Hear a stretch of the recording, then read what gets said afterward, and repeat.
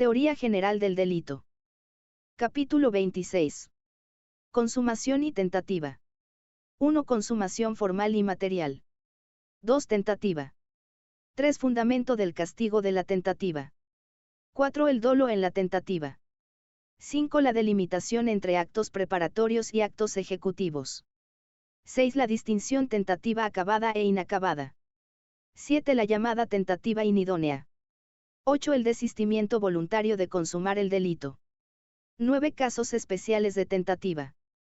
Normalmente, cuando los preceptos penales describen y tipifican un delito, lo hacen refiriéndose al mismo en su forma consumada. Y así dice, por ejemplo, el art. 61 del Código Penal, cuando la ley establece una pena, se entiende que la impone a los autores de la infracción consumada. El delito consumado constituye, pues, el punto de referencia, o la imagen conceptual que tiene presente el legislador a la hora de configurar los tipos delictivos en la parte especial. Así, por ejemplo, en el delito doloso de homicidio previsto en el art. 138 el legislador describe un supuesto de congruencia plena entre el tipo objetivo, matar a una persona, y el tipo subjetivo, querer esa muerte, sabiendo que la acción que se realiza puede producirla.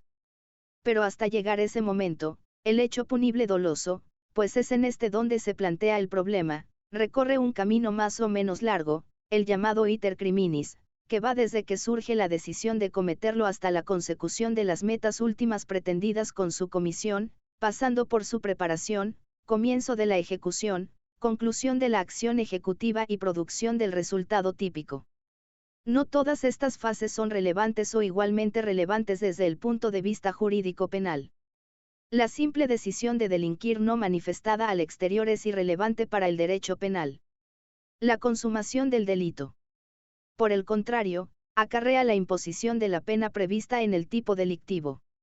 Entre uno y otro momento se sitúan los actos preparatorios y los ejecutivos del delito, cuya problemática será objeto de especial estudio en este capítulo. En el art. 15.1 del Código Penal se declaran punibles el delito consumado y la tentativa de delito. Según el art. 15.2 las faltas solo se castigarán cuando hayan sido consumadas, excepto las intentadas contra las personas o el patrimonio. En el Código Penal los grados punibles de realización del delito son, pues, la consumación y la tentativa. 1. Consumación formal y material. Como dice el art. 61 del Código Penal, siempre que la ley señale la pena de una infracción, se entenderá que la impone a la consumada. Se parte aquí de un concepto formal de consumación o consumación típica. En este sentido, consumación es la plena realización del tipo en todos sus elementos. Generalmente, en los tipos delictivos de los delitos de resultado, la consumación se produce en el momento de la producción del resultado lesivo, por ejemplo, en los delitos contra la vida, con la muerte del sujeto pasivo. Sin embargo, el legislador puede adelantar la consumación a un momento anterior. Así, en los delitos de consumación anticipada, delitos de intención, delitos de peligro, el legislador no espera a que se produzca el resultado lesivo que con la prohibición penal se trata de evitar, sino que declara ya consumado el hecho en un momento anterior. Así, por ejemplo, en el art. 472, el delito de rebelión se consuma desde el momento en que se produce un alzamiento público y violento para alcanzar determinados fines, derogar o suspender la Constitución, destituir al rey, impedir la libre celebración de elecciones, disolver las cortes, etc. No es, por tanto, necesario que se consigan dichos fines, pues, como la historia demuestra, cuando los rebeldes consiguen sus fines, la rebelión ha triunfado y se han convertido en los nuevos dueños del poder político. Un claro ejemplo de ello fue la rebelión militar española del 18 de julio de 1936, un caso de signo contrario, el intento de golpe de Estado de 23 de febrero de 1981.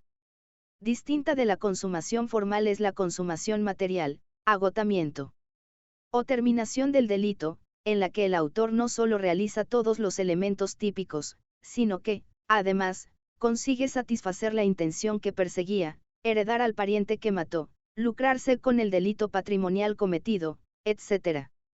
En la medida en que esta consumación material está más allá de las previsiones típicas, carece de relevancia jurídico-penal. Sin embargo, algunas veces el legislador hace coincidir consumación formal y material, así, por ejemplo, en las amenazas la pena varía según que el autor haya conseguido o no sus propósitos, art. 169,1 grados.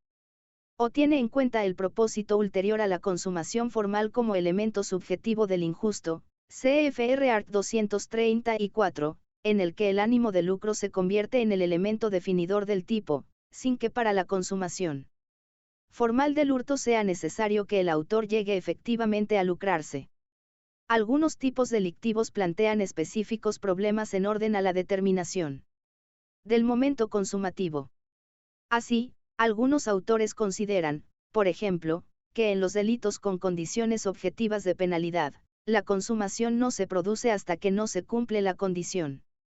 Sin embargo, si se considera que la consumación es un problema que afecta a la tipicidad, la no verificación de un elemento extratípico no debe afectar a la consumación. Respecto al delito continuado, CFR Infra capítulo BI, la verificación parcial del resultado global, que ya corresponde a la consumación de un tipo delictivo, es ya suficiente para consumar el delito. En los delitos permanentes no se da ninguna particularidad en orden a la consumación típica, pero ésta se puede prolongar durante cierto tiempo y ese tiempo puede tener relevancia en orden a otros problemas, formación de tipos privilegiados o cualificados, CFR art. 163,2 y 3, posibilidad de participación tras la consumación, etc. 2. Tentativa. El art. 16.1 define la tentativa del siguiente modo.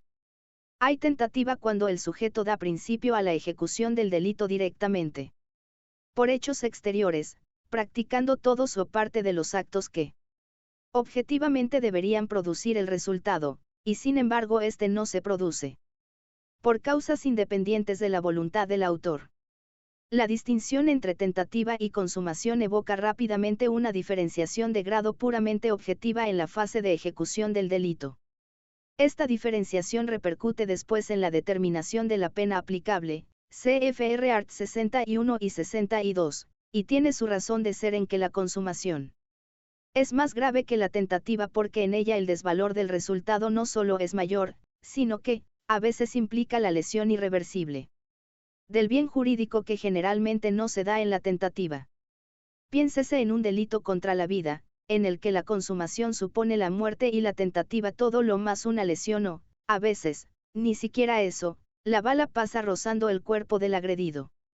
Pero ello no quiere decir que ambas instituciones sean diferentes o que el fundamento de su punibilidad responda a principios distintos, sino solo que tanto en su percepción social como jurídica, la consumación supone siempre un plus de mayor gravedad que la tentativa, porque el desvalor del resultado de aquella es siempre mayor que el de esta, por más que el desvalor de la acción sea el mismo. Si el concepto de injusto solo se basara en el desvalor de la acción, no sería necesario diferenciar entre tentativa y consumación. Pero, como ya hemos visto anteriormente, CFR supra capítulo 18.4, el desvalor del resultado es también una parte integrante del concepto de antijuricidad, que obviamente al ser mayor en la consumación, determina una mayor antijuricidad de esta. Sin embargo, el desvalor de la acción es el mismo en una y otra, de ahí que el elemento subjetivo, la intención o dolo de consumar el delito, sea el mismo en ambas. Seguidamente veremos cuáles son los elementos característicos del concepto de tentativa, a partir de la definición que de la misma se da en el art. 16. 3. Fundamento del castigo de la tentativa. La atenuación obligatoria de la pena en caso de ejecución imperfecta de delito, CFR art. 62, y la distinta gravedad de la tentativa y la consumación del delito han llevado a un sector de la doctrina española a ver el fundamento del castigo de la tentativa en un criterio fundamentalmente objetivo, es decir, en su proximidad a la lesión del bien jurídico protegido. Ya que, desde el punto de vista subjetivo, tanto en la consumación como en la tentativa, la voluntad del sujeto no sufre modificaciones. Por el contrario, hay quien considera que el fundamento del castigo de la tentativa, al ser ésta solo punible en los delitos dolosos y ser, según algunos, Fundamento del concepto de antijuricidad. El desvalor de acción es de carácter puramente subjetivo, la voluntad de delinquir manifestada al exterior mediante actos de ejecución del delito. A pesar de que dogmáticamente hay base para sustentar estas diversas opiniones, creo que el fundamento de la punición de todos los actos de ejecución, idóneos o no, del delito tiene que ser, necesariamente, unitario y responder a la misma finalidad político-criminal y preventiva que preside todo el derecho penal. La tentativa no es más que una causa de extensión de la pena, que responde a la necesidad político-criminal de extender la amenaza o conminación penal prevista para los tipos delictivos para el caso de consumación de los mismos, a conductas que ciertamente no consuman el delito, pero que están muy próximas a la consumación y se realizan con voluntad de conseguirla. El delito primario y punto de referencia de la intervención del derecho penal es, pues, el delito en su forma consumada. No existe una tentativa en sí misma, sino la tentativa de consumar algo. En este sentido el art. 16.1 no es más que una norma penal incompleta, CFR capítulo 1, que solo adquiere sentido si se pone en conexión con la correspondiente norma penal completa en la que se describe el supuesto de hecho de un delito consumado. El fundamento de esta extensión de la pena, si bien atenuada, a la tentativa del supuesto de hecho tiene, pues, el mismo fundamento que el castigo del supuesto de hecho consumado doloso del que la tentativa no es más que su complemento, la conculcación objetiva del bien jurídico, que en la tentativa solo pueden ser la puesta en peligro, criterio objetivo, y la voluntad de conseguir su lesión típica, voluntad criminal manifestada, criterio subjetivo. Si alguno de ellos falta, no podrá apreciarse la tentativa. Precisamente, si hay algún límite entre esta última y las formas impunes de tentativa irreal, absolutamente inidónea, etc., CFR Infra 7, es el que en ellas no se da la mínima puesta en peligro de bienes jurídicos protegidos que justificaría la intervención del derecho penal. Y si falta la voluntad de lesionarlos, tampoco cabe hablar de forma imperfecta de ejecución punible, ya que ésta solo es posible en los delitos dolosos. La diferente gravedad de pena atiende, desde luego, a la distinta entidad objetiva de los diversos grados de realización del hecho punible, CFR Infra capítulo XXX y art. 62, pero en muchos códigos se deja al arbitrio de los tribunales la atenuación de pena en el caso de no consumación.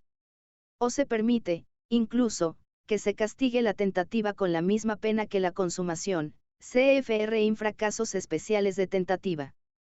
De todas formas, en la medida en que el desvalor del resultado consumativo añada un componente adicional a la gravedad del injusto cometido, es evidente que la pena del delito consumado, sobre todo en los delitos de resultado, homicidio, daños, incendios, etc., debe ser más grave que la del delito intentado, CFR supra capítulo 18, desvalor de acción diagonal desvalor de resultado.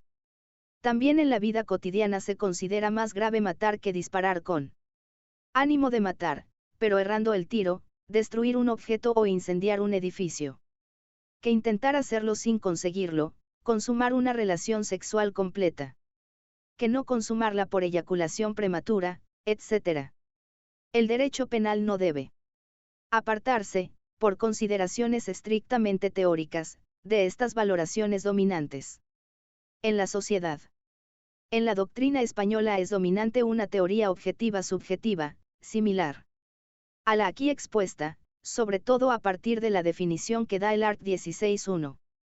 En el fondo, tanto la teoría subjetiva como la llamada teoría de la impresión buscan fundamentar la punibilidad de la tentativa en la simple voluntad mala o en la conmoción que produce la exteriorización de esta en la comunidad, pero con ello se produce una subjetivización o una funcionalización del concepto de tentativa incompatible con el principio de intervención mínima y con el concepto material de antijuricidad, que, al mismo tiempo, conduce a una ampliación del ámbito de la punibilidad. No es sorprendente que la jurisprudencia más conservadora y los sistemas políticos más autoritarios hayan sido siempre proclives a las teorías subjetivas y de la conmoción social, véase Fletcher, Conceptos Básicos, p. 261.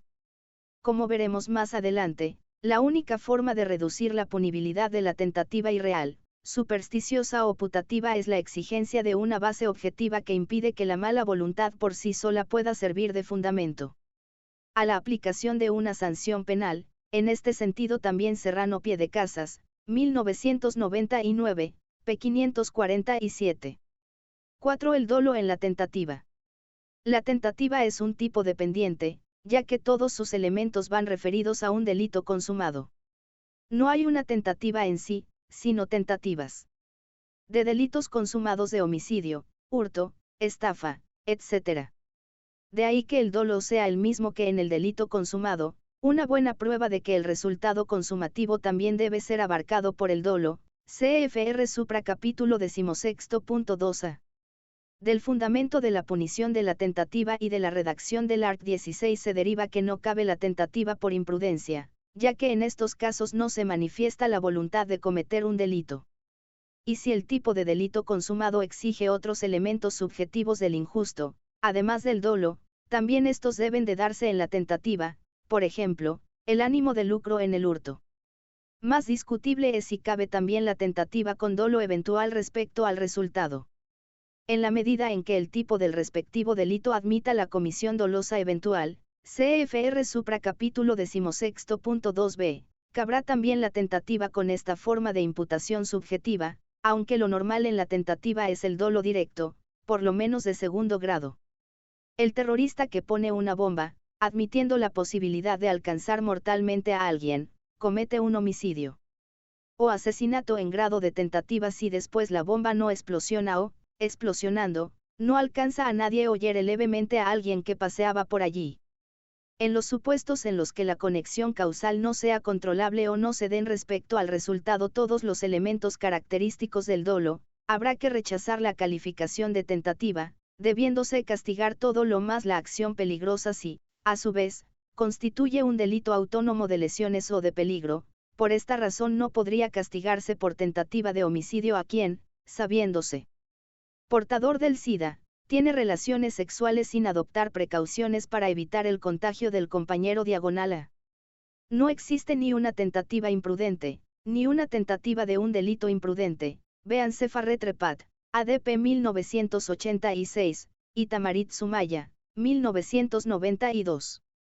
A veces el legislador ha tipificado expresamente una forma de dolo eventual, CFR Art. 381 y lo dicho supra capítulo 16.2 bb. Si el sujeto aún no está decidido a cometer el delito, no existe dolo. Pero si está decidido y solo espera a que se produzca una condición favorable para llevarlo a cabo, sí existe dolo, aunque, como veremos seguidamente, el ámbito de lo típico comienza en el momento de la ejecución. 5. La delimitación entre actos preparatorios y actos ejecutivos. Tal como se deduce de la definición que de la tentativa da el art. 16.1, el ámbito de lo punible comienza cuando el sujeto da principio a la ejecución del delito directamente por hechos exteriores. Todo lo que no llegue a la categoría de ejecución del tipo delictivo en cuestión no podrá ser considerado como tentativa y deberá, por tanto, ser excluido del ámbito de lo punible. El concepto de ejecución, como el de consumación, es de naturaleza formal y va referido al tipo delictivo concreto de cuya ejecución se trata. De ahí se desprende que para la distinción entre acto ejecutivo punible y acto preparatorio, en principio, impune, salvo que se le haya elevado a la categoría de delito autónomo, CFR Art. 400, tenencia de útiles para la falsificación de moneda o de documentos, Art. 371, tenencia de precursores para la elaboración de drogas, haya que recurrir, en principio, a una teoría formal. Es decir, por imperativo del principio de legalidad, solo lo que, conforme a los criterios de interpretación normalmente aplicables a la ley penal, gramatical, histórico, sistemático y teleológico, pueda considerarse como ejecución del delito, y, por lo tanto, del tipo, debe entrar a formar parte del concepto de tentativa. Sin embargo, la indeterminación de muchos de los términos empleados en la descripción de la acción típica, de cuya ejecución se trata, matar, apoderarse de una cosa, acceso carnal, dificulta enormemente la delimitación entre acto ejecutivo y acto preparatorio del delito. Es acto de ejecución de un asesinato comprar el veneno que se piensa suministrar a la víctima. Es acto de ejecución sacar la pistola de su funda o quitar el seguro para disparar. Es acto de ejecución del robo con fuerza en las cosas apoyar la escalera en el muro de la casa donde se piensa robar. Es acto ejecutivo de aborto explorar a la embarazada antes de comenzar la operación abortiva. Con casos como estos, o similares a estos, se enfrenta la praxis jurídico-penal diariamente y la verdad es que resulta difícil, con ayuda de una teoría puramente formal, precisar con seguridad dónde termina la fase simplemente preparatoria, impune, y comienza la ejecutiva del delito, punible. Ante las insuficiencias de una teoría puramente formal han surgido variantes de la misma u otras de naturaleza objetiva, que atienden a la puesta en peligro, o subjetivas, que atienden al plan del autor. Actualmente, es dominante una teoría intermedia o mixta que, partiendo de la descripción legal de la acción típica, atiende, en primer lugar, a la imagen que tiene el autor del curso de los acontecimientos, plan del autor, y luego así, de acuerdo con esta imagen, el comportamiento realizado está tan estrechamente ligado a la acción típica que prácticamente no hay eslabones intermedios esenciales para poner en actividad inmediata su realización, teoría objetiva individual. El problema de esta teoría sigue siendo el de que subjetiviza un criterio que en la ley es objetivo, ya que, en definitiva, para esta teoría es el propio delincuente quien, conociendo todas las circunstancias del hecho, decide si hay o no ejecución del delito. Para una exposición específica de las diferentes teorías, véase Farré-Trepat, Barcelona 1986. La utilización en el art. 16.1 de la expresión, directamente por hechos exteriores, evidencia que el plan del autor es decisivo en la medida en que se manifieste al exterior y sus actos estén en conexión directa con la ejecución del delito. Es decir, una vez más se acepta como punto de referencia y partida el plan del autor, pero en la medida en que se manifiesta en hechos exteriores que directamente se puedan calificar como actos ejecutivos del correspondiente tipo delictivo. Por eso es difícil resolver a priori un problema que depende de la configuración de cada tipo delictivo y de las circunstancias que acompañan a su realización. Esta indeterminación de la fase ejecutiva del delito permite una cierta arbitrariedad en la praxis jurisprudencial que, en los delitos graves, asesinato, homicidio, etc., tiende a ampliar los actos ejecutivos a costa de los actos preparatorios, para evitar la impunidad de hechos merecedores de pena, como acechar a la víctima, esperar a que aparezca para disparar contra ella, etc.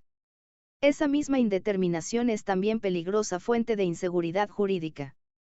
Por eso, solo una teoría que respete el sentido literal de la acción típica respeta el principio de legalidad. Y así, por ejemplo, aunque, desde el punto de vista del plan del autor decidido a matar, sea ya acto ejecutivo buscar a la víctima para matarla, acecharla, comprar el arma o el veneno, desde el punto de vista del principio de legalidad tales acciones no pueden considerarse por un observador imparcial como principio a la ejecución de la acción, matar, que es la acción típica del homicidio o del asesinato, y, por lo tanto, no constituyen tentativa, punible, de estos delitos, sino actos preparatorios, en principio, impunes, de los mismos. Algunas de las lagunas de punibilidad que surjan podrán colmarse con los preceptos que regulan las formas de participación intentada, CFR Infra capítulo siguiente y arts 17 y 18, o, en la medida en que las acciones en sí mismas constituyan ya un tipo delictivo autónomo, tenencia ilícita de armas, amenazas, allanamiento de morada, etc., por el correspondiente delito ya realizado. Así, por ejemplo, si alguien profiere amenazas de muerte contra una persona, esgrimiendo una pistola, el hecho ya de por sí es constitutivo de unas amenazas condicionales o no, y además, probablemente, de un delito de tenencia ilícita de armas, si con la amenaza se pide la entrega de una cosa, el clásico, la bolsa o la vida, el hecho ya es constitutivo de robo con intimidación más la agravante específica de uso de armas, art. 242,1 y 3. En posible concurso con un delito de tenencia ilícita de armas de fuego, CFR Art. 563, por lo que puede ser castigado con mayor pena que por la tentativa de homicidio o incluso de asesinato. También si alguien es sorprendido en el interior de una casa cabe entender que iba a cometer un delito de robo con fuerza en las cosas, en la medida en que el escalamiento, la entrada indebida en la morada ajena, es un elemento de ese delito. CFR Art. 238,1 grados, pero igualmente queda el hecho suficientemente castigado como allanamiento de morada consumado, Art. 202. Que puede incluso tener mayor pena que la tentativa de robo y que además no requiere de la prueba del elemento adicional de la intención de robar.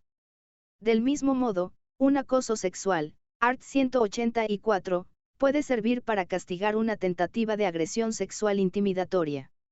Art. 178, cuando no se llega siquiera al contacto sexual. Los ejemplos pueden multiplicarse, pero los ya señalados pueden ser una buena muestra de hasta qué punto la distinción acto preparatorio / acto ejecutivo no se puede resolver. Sin referencia al tipo delictivo concreto en el que se plantee el problema y siempre atendiendo a que el hecho, de todas formas, pueda ser castigado sobre la base de otros preceptos que lo tipifiquen expresamente. 6. La distinción tentativa acabada e inacabada. En el derecho penal español era tradicional una distinción, que se reflejaba también en la determinación de la pena, entre tentativa y frustración.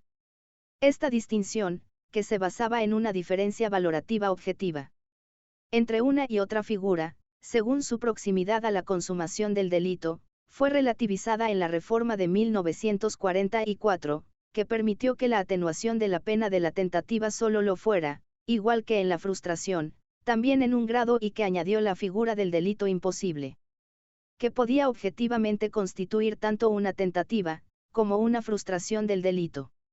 Por todo ello, y por las dificultades prácticas que encierra la distinción, el actual Código Penal la ha suprimido, incluye en 2. Ahora en la definición de tentativa que da el art. 16.1 tanto el caso de que se practiquen todos, como solo parte de los actos que objetivamente deberían producir el resultado. Sin embargo, la distinción que se propone para sustituirla, tentativa acabada, tentativa inacabada, y las consecuencias prácticas que puede tener el que se considere que la fase ejecutiva del delito ha terminado, tanto en orden a la determinación de la pena, CFR Art. 62, como al desistimiento de alcanzar la consumación, CFR Art. 16.2, obligan a plantearse el problema de la distinción entre ejecución completa e incompleta, tentativa acabada e inacabada. El problema principal que se plantea en estos casos es si la terminación de la fase ejecutiva se debe precisar conforme a un criterio objetivo o subjetivo.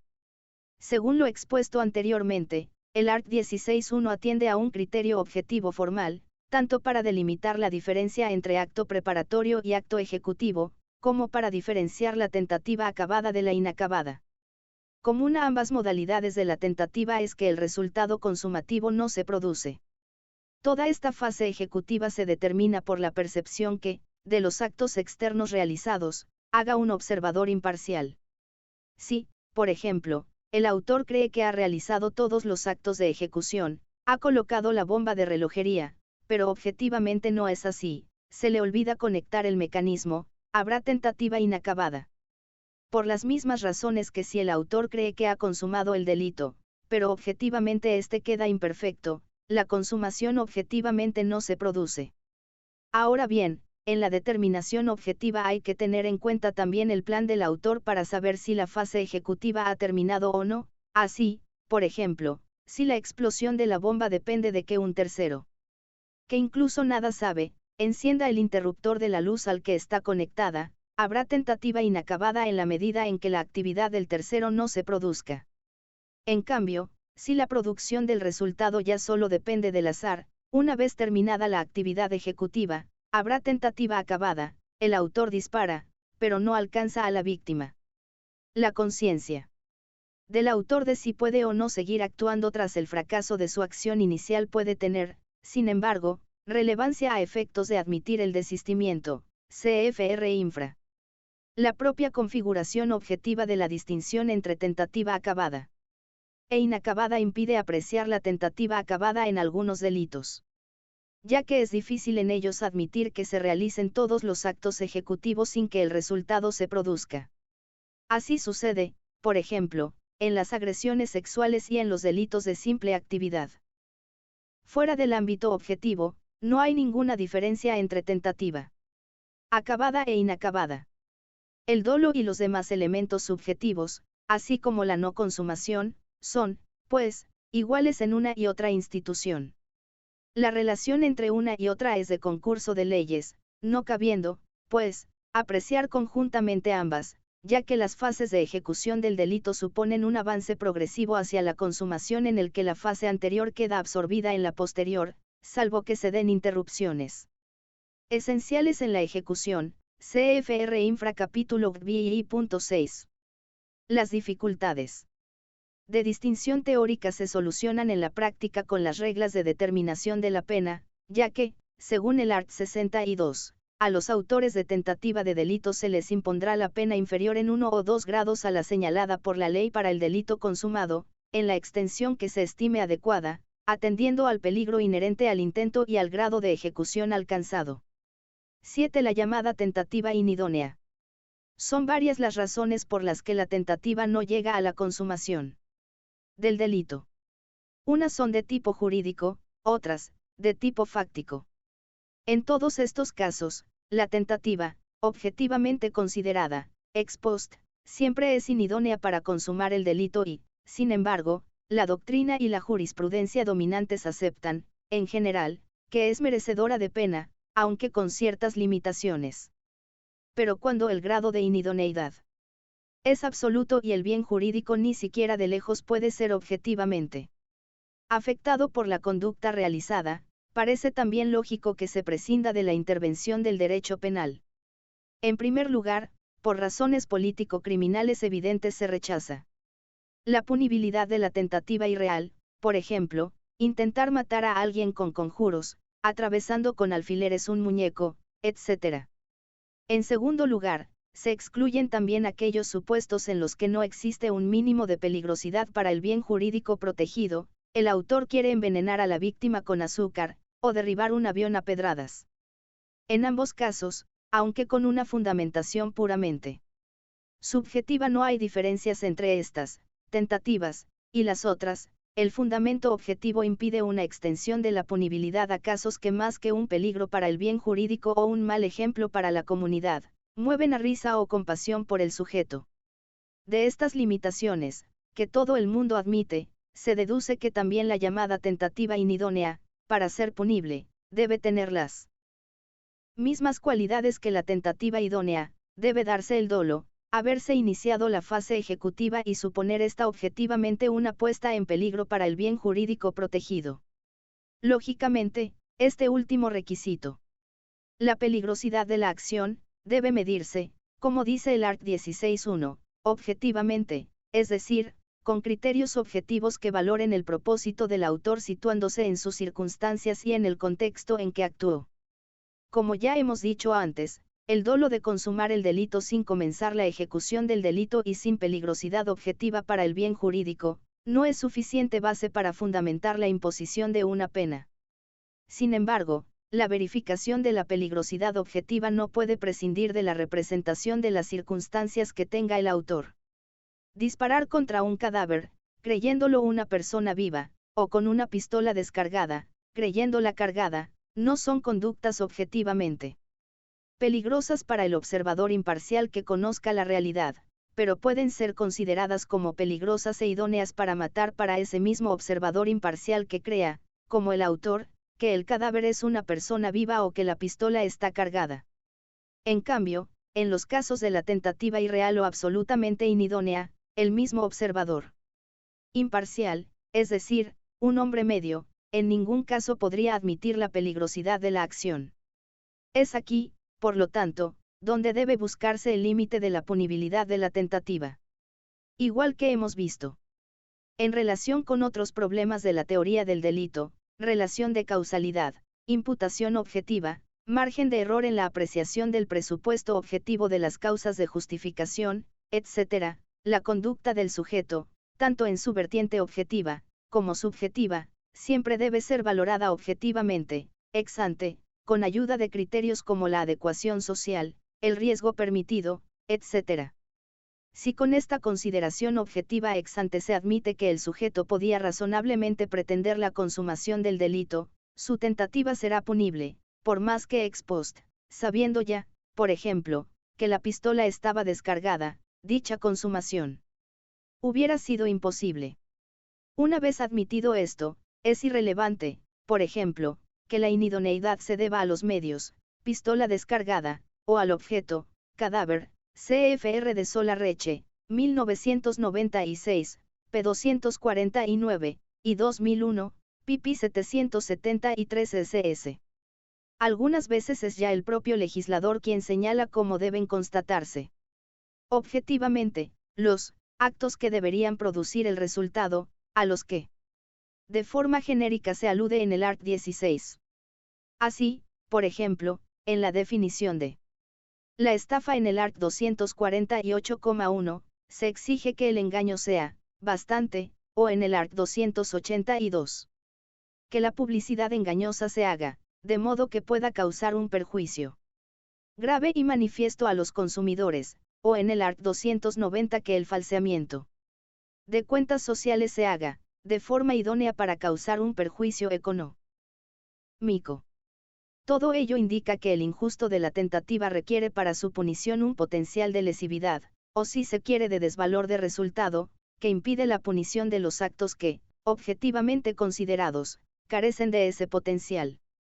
Pero de ello se deduce también que al ser ese desvalor de resultado menor que el del delito consumado, también sea menos grave la pena con la que se castiga la tentativa, y las reglas que para ello establece el art. 62, en este sentido Alcácer Guirao, 2000, pp. 380 ss, Doval País, 2001. De otra opinión, aunque llegando a los mismos resultados, Mir Puig, 2001. CFR también infracapítulo XXXI.2a. En todo caso, en la tentativa el equilibrio ideal entre desvalor de acción y desvalor de resultado que representa el contenido del injusto en el delito doloso consumado, se desequilibra a favor del desvalor de acción, del mismo modo que en el delito imprudente sucede lo contrario, es decir, hay más desvalor de resultado que desvalor de acción, sobre la diversa relación entre uno y otro modelo, véase Assemer, Fundamentos, pp. 230 ss. En realidad, desde el punto de vista aquí mantenido, no hay diferencia entre tentativa idónea e inidónea, pues solo será punible la que objetivamente, con una consideración ex ante, puede llegar a materializarse en un resultado consumativo.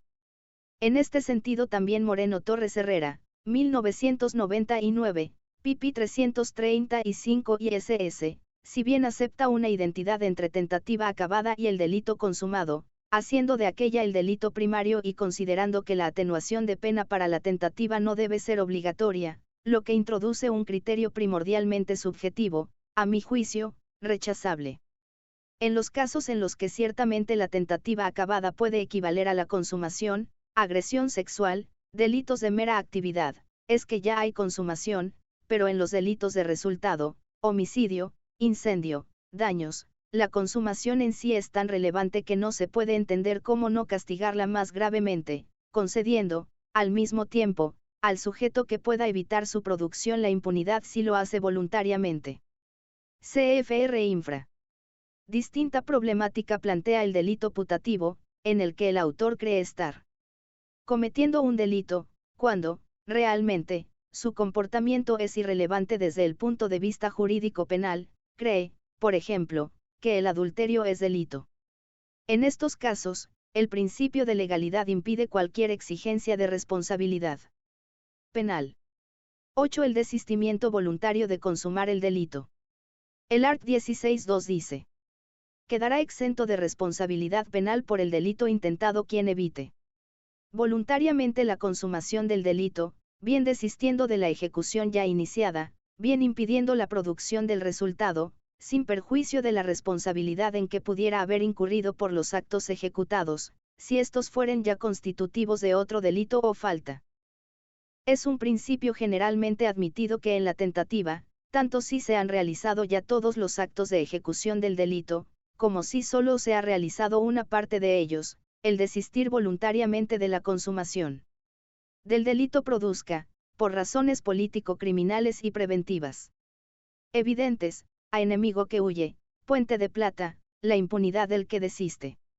Esta impunidad se configura como una causa personal de exclusión de la pena o excusa absolutoria, CFR supra capítulo anterior. Siempre que se den los requisitos que expresamente exige el art. 16.2, voluntariedad del desistimiento y evitación de la consumación. A. La voluntariedad es una determinada actitud psíquica del que desiste, que, desde el punto de vista preventivo, se considera merecedora de impunidad. Para ello es necesario que se den algunos requisitos. En primer lugar, el desistimiento podrá conducir a la impunidad si el intento aún no ha fracasado y depende de la voluntad del que desiste conseguir la consumación. Por el contrario, si en un determinado momento el autor ha errado su meta y no puede conseguirla aunque siga actuando, su intento habrá fracasado y no habrá lugar para el desistimiento. Tentativa fracasada propia. Así, por ejemplo, si el agresor sexual eyacula prematuramente antes de la penetración, o la pistola se encasquilla, o la ganzúa se rompe, las tentativas de violación, homicidio o robo siguen siendo punibles, ya que el resultado consumativo no se produce por causas independientes de la voluntad del agente y no por su propio y voluntario desistimiento. Pero si el sujeto, tras este primer intento fracasado, puede conseguir todavía su meta, si sigue actuando o se sirve de otro medio, se da la llamada tentativa fracasada impropia, y entonces sí se puede plantear el problema del desistimiento. Para ello es necesario que dicho desistimiento sea, además de posible, definitivo. La definitividad del desistimiento se mide con una consideración concreta, es decir, basta con que el sujeto abandone su propósito originario de cometer la acción típica concreta, independientemente de que en el futuro vuelva a intentarla de nuevo y de que incluso se reserve esta intención para más adelante. Por eso debe considerarse definitivo, por ejemplo, el desistimiento del que renuncia a consumar la agresión sexual porque la mujer promete entregarse voluntariamente en otro lugar, más tarde. Sin embargo, la definitividad no equivale todavía a la voluntariedad. Esta depende de la valoración de los motivos que hayan inducido al sujeto a desistir, pues no es lo mismo que se desista por motivos éticos, arrepentimiento, sentimiento de culpa, etc., que por motivos interesados. Miedo a la pena, miedo a la realización del delito o a sus consecuencias, posibilidad de obtener alguna ventaja patrimonial, etc. Los motivos éticos son, desde el punto de vista preventivo, valiosos y deben conducir siempre a admitir la voluntariedad. Los motivos interesados, en cambio, se deben valorar diferenciadamente, teniendo presente siempre la finalidad preventiva, general y especial, y no una consideración moral o política extraña al derecho penal. Así, por ejemplo, el miedo abstracto a la pena, el sujeto desiste porque teme la pena que puede imponérsele. Debe considerarse, desde el punto de vista preventivo, como un motivo que merece la impunidad y, por lo tanto, el desistimiento como voluntario. El miedo concreto a la pena, el sujeto desiste porque ha sido descubierto, porque va a ser detenido a la salida del lugar del robo, etc., debe, por el contrario, ser valorado, desde el punto de vista preventivo, negativamente. El desistimiento por esta causa debe considerarse, por lo tanto, involuntario y no excluyente de la pena. El miedo ante los peligros que encierra la realización del delito, saltar un despeñadero. Para llegar al lugar del delito, vencer la resistencia de la víctima, y el miedo a causar un mal de más gravedad que el deseado merecen, generalmente, la impunidad, ya que reflejan una actitud poco decidida a cometer el delito. Así, por ejemplo, la sentencia del Tribunal Supremo de 3 de marzo de 1969 apreció la voluntariedad en el desistimiento de realizar el aborto por el temor de que, por estar avanzado el embarazo, pudiera producirse la muerte o graves problemas a la salud de la mujer. Para más detalles, Muñoz Conde, 1972. B. El segundo presupuesto de la impunidad por desistimiento voluntario es la evitación de la consumación del delito. Para ello, la conducta del sujeto puede manifestarse de un doble modo, bien desistiendo de la ejecución ya iniciada cuando eso es suficiente para evitar la consumación. Supuestos de tentativa inacabada, bien impidiendo la producción del resultado consumativo, cuando el grado de ejecución alcanzado requiera un desistimiento activo y no un mero dejar de actuar, supuestos de tentativa acabada. Si el delito, a pesar del desistimiento, se consuma, la bomba explosiona, el herido fallece, etc., en principio no hay lugar para la impunidad. Lo cual no quiere decir que haya que castigar necesariamente por delito consumado doloso los casos de desistimiento voluntario malogrado, porque el azar hizo que, a pesar de los esfuerzos del que desistió para evitarlo, el resultado consumativo se produjera, deben ser tratados como supuestos de concurso real entre la tentativa del delito doloso con la atenuante de arrepentimiento u otra análoga y el resultado consumado por imprudencia, si se dan los requisitos de esta forma de imputación. Si el resultado, a pesar del desistimiento voluntario, se produce de un modo fortuito, es decir, sin dolo ni imprudencia, será aplicable el art. 5 y el sujeto no responderá de él ni tampoco de la tentativa de la que ha desistido voluntariamente. CFR Muñoz Conde, 1972, Martínez Escamilla, 1994 y Álvarez Vizcaya, 1996, que propugnan otras soluciones, aunque aceptan el planteamiento básico aquí defendido. C. La eficacia excluyente de pena del desistimiento voluntario de consumar el delito alcanza solo al que desiste, por ser una causa personal de exclusión de la pena o excusa absolutoria. En los casos de intervención de varias personas en el hecho, la impunidad solo alcanza a los que efectiva y voluntariamente desisten, es decir, a los que impidan o intenten impedir, seria, firme y decididamente la consumación, aunque ésta se produzca. Lo que es una confirmación de lo que antes decíamos. Respecto al desistimiento malogrado, en la medida en que en estas condiciones, si el resultado consumativo, a pesar de todo, se produce, el partícipe que desistió queda impune, tanto por el resultado consumativo como por la tentativa. Así lo dice expresamente el art. 16.3. Cuando en un hecho intervengan varios sujetos, quedarán exentos de responsabilidad penal aquel o aquellos que desistan de la ejecución ya iniciada, e impidan o intenten impedir, seria, firme y decididamente, la consumación, sin perjuicio de la responsabilidad en que pudieran haber incurrido por los actos ejecutados, si estos fueren ya constitutivos de otro delito o falta.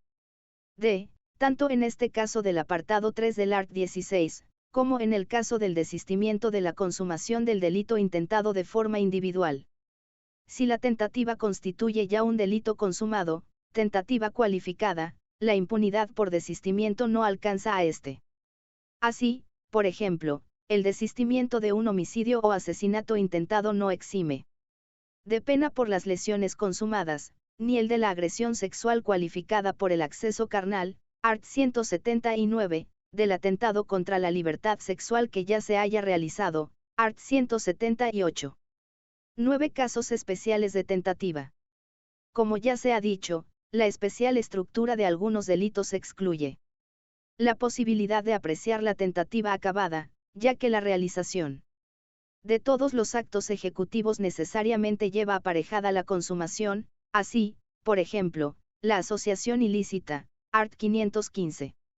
Sin embargo, la tentativa inacabada cabe en todos los delitos dolosos, salvo que de la propia finalidad político-criminal del delito en cuestión se deduzca lo contrario. Normalmente en los delitos de consumación anticipada, en cierto modo, ya tentativas desde el punto de vista de la consumación material, en los delitos de mera actividad o simple omisión, en los que teóricamente no hay inconveniente en admitir la tentativa inacabada. En la práctica no se castiga. En los delitos de comisión por omisión la tentativa comenzará cuando el sujeto omita las obligaciones inherentes a su posición de garante con el fin de producir el resultado, por ejemplo, desde el momento en que se deja de alimentar al recién nacido. En los supuestos de actio libera in causa, CFR capítulo 23.6, cuando el sujeto, que se ha puesto en situación de inimputabilidad, comienza a ejecutar el delito, no cuando se embriaga, sino cuando ya embriagado. Dispara contra alguien, véase Farret Repat, 1988-1989. Un ejemplo anómalo de la equiparación en el tipo delictivo de conductas de tentativa y consumación e incluso de consumación y acto preparatorio se contiene en el art. 368 en relación con el delito de tráfico de drogas, en el que todo acto que facilite o favorezca el consumo ilegal de drogas es constitutivo del delito consumado previsto en dicho artículo, independientemente de que se trate de un acto de cultivo, de transporte, de posesión o de compraventa.